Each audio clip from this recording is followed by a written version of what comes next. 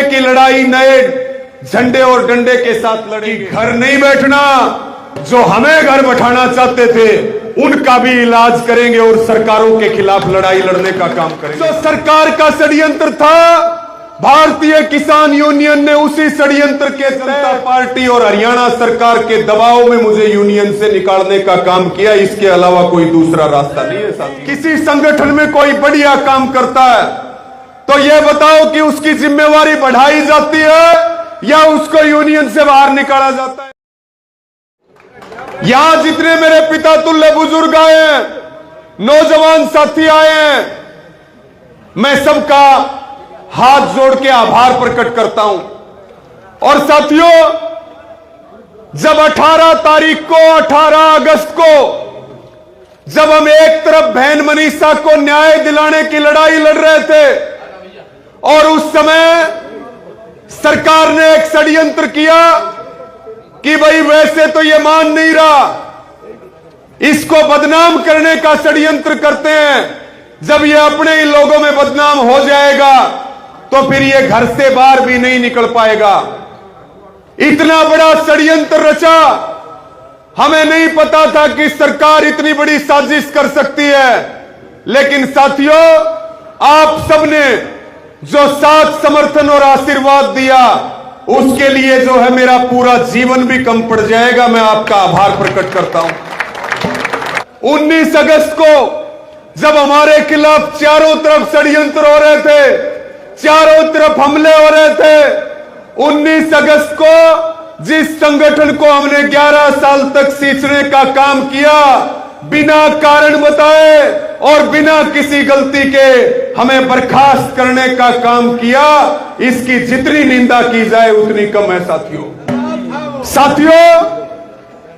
आज भी हम ये पूछना चाहते हैं, आज केवल हमने अपने साथियों की और अपने कार्यकर्ताओं की मीटिंग बुलाई है और मीटिंग का उद्देश्य यह है कि आपने जो फैसला किया है कि आगे की लड़ाई नए झंडे और डंडे के साथ लड़ेंगे।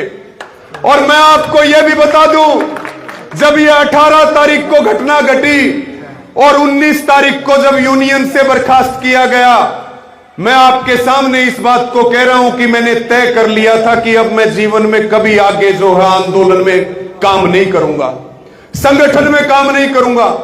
लेकिन 2 महीने तक हजारों भाई, हजारों बुजुर्ग, मेरी बहनें मेरे गांव में मेरे घर पे फोन से लेकर के और सीधा मिलने के लिए आए कि आपको दोबारा से खड़ा होना पड़ेगा और पहले से भी ताकत के साथ लड़ाई लड़ेंगे और दुगनी ताकत के साथ लड़ाई लड़ने का काम करेंगे।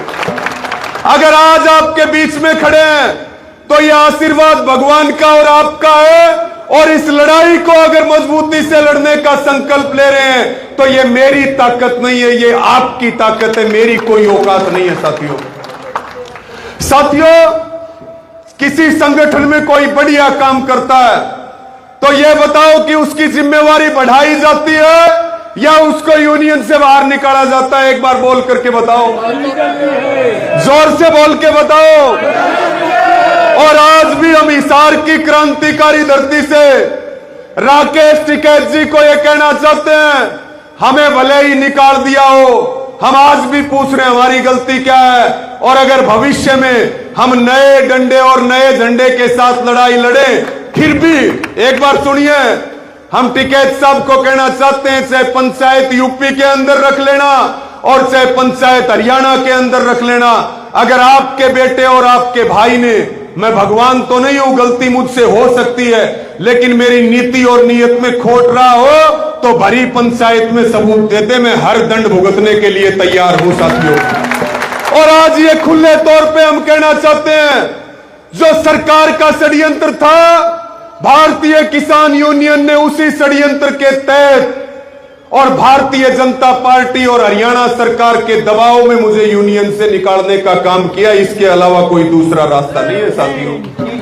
एक बड़े काफिले के साथ आप इतनी बड़ी संख्या में, और आपने एक मीटिंग को महापंचायत का रूप दे दिया, यह आपकी ताकत का एहसास है साथियों।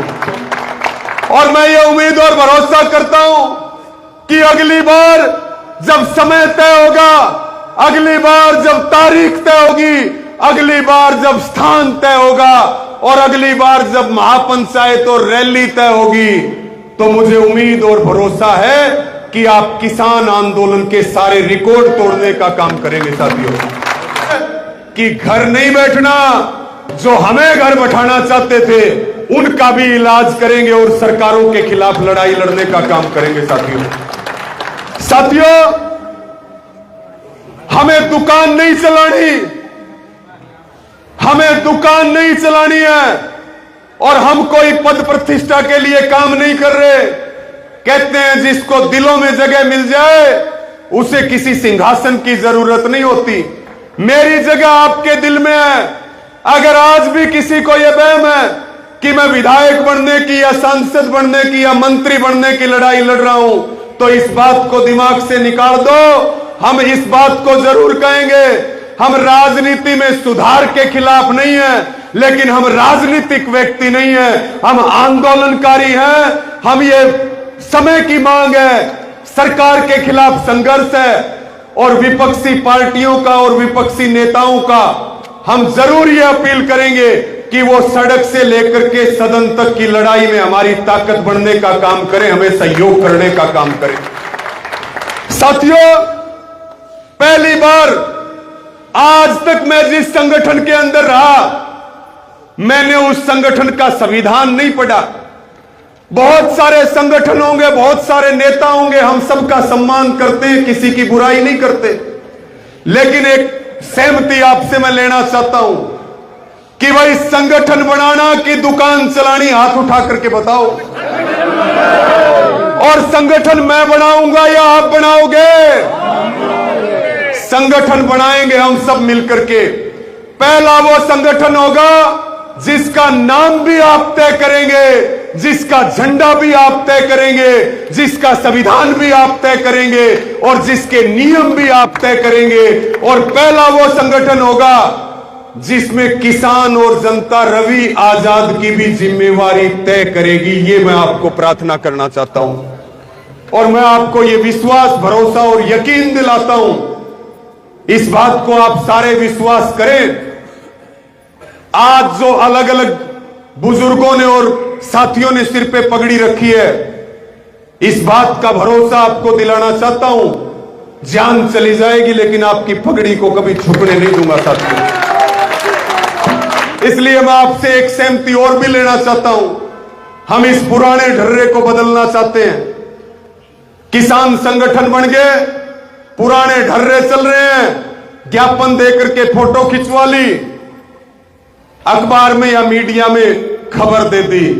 मैं वो लड़ाई नहीं लड़ना चाहता। हम लड़ाई लड़ना चाहते हैं छाती अड़ा करके। हम लड़ाई लड़ना चाहते हैं डंके की चोट पे। ना हम जेल से डरेंगे, ना मुकदमों से डरेंगे। और आज के बाद साथियों, हम बंधे हुए थे बहुत सारी चीजों में, बहुत सारी चीजों में बंधे हुए थे, लेकिन आपको यह मैं कहना चाहता हूं कि जो लड़ाई हम लड़ना चाहते हैं, उस लड़ाई की तो आज तक हमने शुरुआत भी नहीं की है। उसकी शुरुआत आज से करेंगे आप सबके साथ मिलकर। मैं आपको यही कहना चाहूंगा, मैं ज्यादा समय तो नहीं लूंगा, लेकिन जो फैसला और निष्कर्ष है, आपको यही कहना चाहता हूं, अब कमर कस लो। आने वाले समय में हरियाणा अपनी लड़ाई तो लड़ेगा और पूरे देश में किसान, मजदूर, गरीब को जरूरत होगी तो हरियाणा सक्षम है, हम उनका भी साथ देने का काम करेंगे।